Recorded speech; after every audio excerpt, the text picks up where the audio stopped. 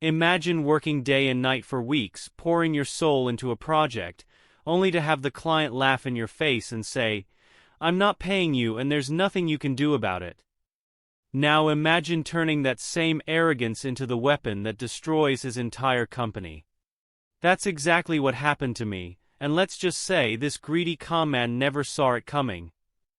If you've ever dreamed of watching karma crush someone who thought they could get away with scamming hardworking people, hit that like button, subscribe, and get ready, because this is one of the most satisfying revenge stories you'll ever hear. This story takes place in the early 2000s. Back then, I was a freelance front-end developer and a bit of an SEO wizard. Search engine optimization wasn't nearly as complicated as it is now. No endless algorithms or AI ranking systems. If you had the right backlinks and keywords, you could dominate Google's front page with ease. And I had a secret weapon. One of my websites had insane PageRank power because it was linked as a trusted source by one of the top, most respected websites in the entire world. With that leverage, I could make any client leapfrog their competition on Google. That little advantage made me a pretty valuable guy in my field. Enter Bob. Bob ran a travel package company. Think all-inclusive vacations, exotic trips, that sort of thing. He had an outdated website and needed a complete revamp, not just a cosmetic facelift but a complex back-end system.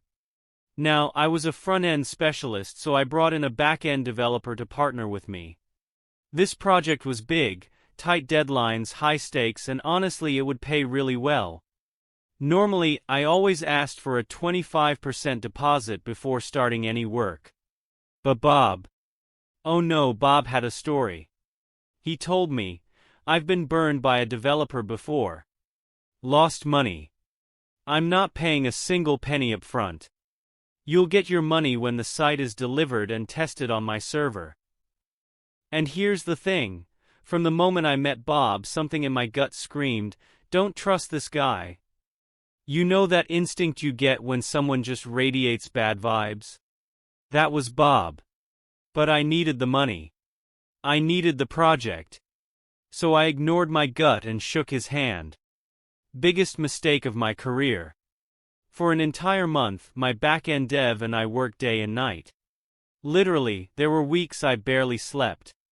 We built the platform from scratch, coded features that honestly pushed my skills to new levels, and in the end, it was the most impressive project I had ever worked on. The night before the deadline, I sat back in my chair, exhausted but proud. For once, I was excited to show a client the finished product. And then came Bob's final test.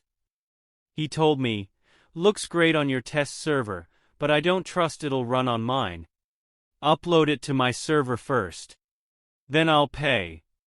Red flags were practically hitting me in the face. My back-end dev hated the idea. But Bob insisted, and against my better judgment I caved. I uploaded everything. Sent him the confirmation. And then, silence. Emails. Ignored. Phone calls. Straight to voicemail. The pit in my stomach grew heavier by the hour. Finally, one morning I got him on the line. And with a smug, almost gleeful tone, Bob said, "Listen, I'm not ever going to pay you. And there's nothing you can do about it." Then click. He hung up. I sat there, phone in hand, shaking. My whole body buzzed with rage. The kind of fury where your chest feels tight, your face burns, and your brain can't stop screaming, "How could he?" I had given him my time, my trust, my best work. And he spat in my face. But then, then a thought crept in. A delicious, dangerous thought. Revenge will be mine. Within the hour I bought a brand new domain, bobstravelsucks.com. If his business was bobstravel.com, mine was bobstravelsucks.com. And on this new site, I uploaded a perfect copy of his shiny new travel website, the one he had stolen from me. But I wasn't done. Oh no. I pointed my ultra-powerful PageRank domain straight at my sucks site. The result? Within a month, bobstravelsucks.com ranked above his official site for every single search term you could think of. Type Bob's Travel Deals. My site was number 1. Type Bob's Vacation Packages. Still me. His own customers couldn't find him without hitting my site first. But I didn't stop there. I made a second site, bobsfullnamesucks.com. This one wasn't just a mirror. It was a full exposé. I uploaded screenshots of his emails, documented exactly how he had conned me, and warned everyone in detail about what a fraud he was. Within another month, both of my sites outranked his personal and business websites. Bob was trapped in his own nightmare. About 4 months later, I got an email. A cease and desist letter from a law firm. Except, when I looked it up, the firm didn't exist. It was fake. I replied with Bob's own words. I'm never taking them down. And there's nothing you can do about it. The irony was delicious. Meanwhile, I started getting emails. Dozens of them. Other victims of Bob. People who had booked trips, paid deposits, and gotten nothing in return. They sent me their stories, receipts, proof. And I posted every single one, SEO optimized with his name and company. The internet became a graveyard of his reputation. One day, months later, I got another call.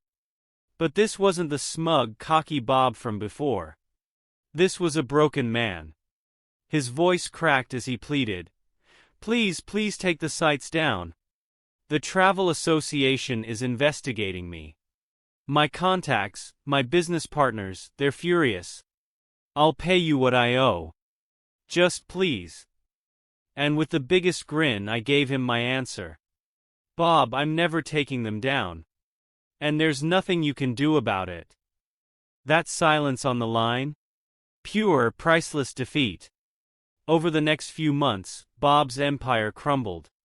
His company was expelled from every travel association. Customers disappeared. His brand name was poisoned on Google. And then, the cherry on top, I found out his business loans were tied to his personal property. When the company went under, he lost his house too. His arrogance had cost him everything. All it took was 1 year for me to turn his cash cow into a dead cow. I didn't just take back my dignity, I made sure he felt every ounce of humiliation he had tried to deal me. He thought money was the only thing that mattered. But when I showed him I didn't even care about the money anymore, that's when he knew he was finished. And let me tell you, hearing the desperation in his voice, knowing there was nothing he could do, that was worth more than any paycheck. So, what's the lesson here? Simple. Never underestimate the person you think you're cheating. Greed might give you a quick win, but karma has a way of letting the underdog write the final chapter. If this story gave you chills, smash that like button and tell me in the comments, what's the most satisfying revenge you've ever witnessed? And of course, don't forget to subscribe for more stories like this.